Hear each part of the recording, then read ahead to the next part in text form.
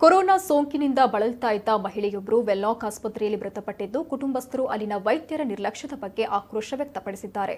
ವಿಟ್ಲ ಸಮೀಪದ ಸಾಲೆತ್ತೂರು ನಿವಾಸಿ ಭಾರತಿ ರೈ ಮೃತ ಮಹಿಳೆ. ಮೇ 5ರಂದು ಅವರನ್ನ ಪುತ್ತೂರಿನಲ್ಲಿ ತಪಾಸಣೆಗೆ ಒಳಪಡಿಸಿದ್ದು ಕೊರೋನಾ ಪಾಸಿಟಿವ್ ಆಗಿದ್ರು. ಪಲ್ಸ್ ರೇಟ್ ಕಡಿಮೆ ಇದ್ದಿದ್ದರಿಂದ ಮಂಗಳೂರಿಗೆ ಕರೆತಂದು ವೆನ್ಲಾಕ್ ಆಸ್ಪತ್ರೆಗೆ ದಾಖಲು ಮಾಡಲಾಗಿತ್ತು. ಮಹಿಳೆಗೆ ಆಮ್ಲಜನಕ ಕೊಟ್ಟಿದ್ರಿಂದ ಸ್ವಲ್ಪ ಗುಣಮುಖರಾಗಿದ್ರು. ಊಟ ತಿಂಡಿಯನ್ನ ಕೂಡ ಮಾಡ್ತಾ ಇದ್ರು. ವೆನ್ಲಾಕ್ ಆಸ್ಪತ್ರೆಗೆ ದಾಖಲಾದ ಬಳಿಕವೂ ಫೋನ್ನಲ್ಲಿ ಮಾತನಾಡ್ತಾ ಇದ್ರು. ಮಧ್ಯಾಹ್ನವೂ ಫೋನ್ನಲ್ಲಿ ಮಾತನಾಡಿದ್ದಾರೆ. ಆದರೆ ನಿನ್ನೆ ವೆಂಟಿಲೇಟರ್ಗೆ ಹಾಕಿದ್ರಂತೆ. ಸಂಜೆ ವೇಳೆಗೆ ಮೃತಪಟ್ಟಿರುವ ಬಗ್ಗೆ ವೈದ್ಯರು ಹೇಳ್ತಾ ಇದ್ದಾರೆ. ಕೇಳಿದ್ದಕ್ಕೆ ವೆಂಟಿಲೇಟರ್ ಸರಿಯಿಲ್ಲ ಅಂತ ಇದ್ದಾರೆ.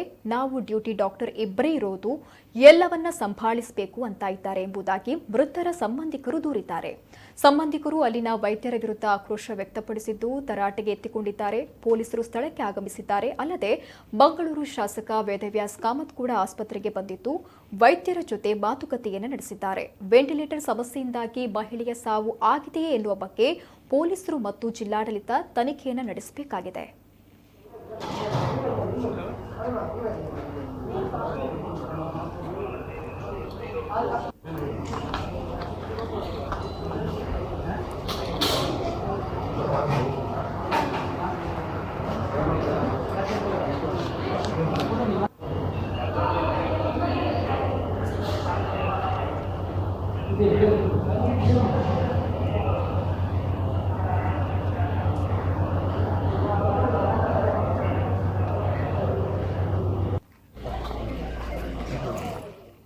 ಎಂಎಲ್ಎ ಅವರ ಉಪಸ್ಥಿತಿಯಲ್ಲಿ ಒಳಗಡೆ ಎಲ್ಲ ಮಾತುಕತೆ ನಡೆದಿದೆ. ಇವರ ತಾಯಿ, ಇವರಿಬ್ರು, ಇವರ ಮಗಳು ಮಗ, ಇವರ ತಾಯಿ ಇಲ್ಲಿಗೆ ಅಡ್ಮಿಟ್ ಆಗಿದ್ರು. ಕೋವಿಡ್ ಪಾಸಿಟಿವ್ ಅಂತ ಹೇಳಿದ್ದಾರೆ. 5th ಅಡ್ಮಿಟ್ ಆಗಿದ್ರು. ಇವತ್ತು ಬೆಳಿಗ್ಗೆ ಡಾಕ್ಟರ್ ಹತ್ರ ಇವರು ಮಾತಾಡುವಾಗ ಹೇಳಿದ್ದಾರೆ ವಾರ್ಡ್ಗೆ ಶಿಫ್ಟ್ ಮಾಡ್ತೇವೆ ಹೇಳಿ. ಇವನ್ ನಾನು ಕೂಡ ಮಾತಾಡುವಾಗ ಹೇಳಿದ್ರೆ ಮಧ್ಯಾಹ್ನ ಮೇಲೆ ವಾರ್ಡ್ಗೆ ಶಿಫ್ಟ್ ಮಾಡ್ತೇವೆ ಹೇಳಿ. ವಾರ್ಡ್ಗೆ ಶಿಫ್ಟ್ ಮಾಡ್ತೇವೆ ಹೇಳಿದ ಮೇಲೆ ಇವರು ತಾಯಿ ಹತ್ರ ಮಾತಾಡಿದ್ದಾರೆ. ಹುಷಾರಿದ್ದೇನೆ ಅಂತ ಹೇಳಿದ್ದಾರೆ.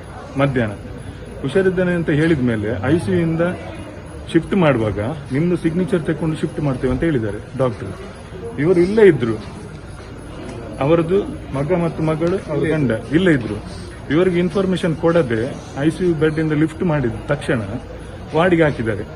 ವಾರ್ಡಿಗೆ ಹಾಕಿದ ಮೇಲೆ ಇವರು ವೆಂಟಿಲೇಟರ್ ಇಡುವ ಕ್ರಮ ಮುಂಚೆ. ವಾರ್ಡಿಗೆ ಹಾಕಿದ ಮೇಲೆ ವೆಂಟಿಲೇಟರ್ ವರ್ಕ್ ಆಗ್ತಿಲ್ಲ ಅಂತ ಹೇಳ್ತಾ ಇದ್ದಾರೆ.